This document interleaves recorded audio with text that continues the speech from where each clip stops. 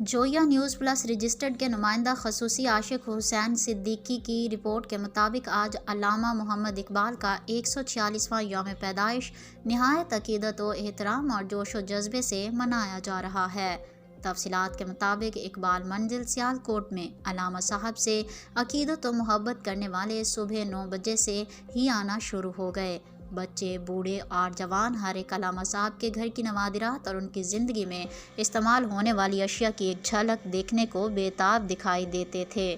اس دوران عام لوگوں کے ساتھ ساتھ سیالکوٹ کے مقامی سیاسی و سماجی شخصیات کی آمد بھی جاری رہی۔ Chamber of Commerce and industry Sialkot کے سابق صدر اور سابق ناظم ضلع سیالکوٹ میاں نعیم جاوید، خاور انور خواجہ سابق صدور Sialkot, Chamber of Commerce and Industry Shahzada ibn Iqbal, chairman departmental committee اقبالیات Sialkot, Chamber of Commerce Ejaz Ahmed Ghauri, Peter John, Saim Shahbaz, Matloob Qureshi اور میاں فیاض احمد نے اقبال منزل حاضری دی اور علامہ اقبال کی 146ویں سالگرہ کا کیک کاٹا، تقسیم کیا اور آخر میں ان کے درجات کی بلندی کی دعا بھی کی۔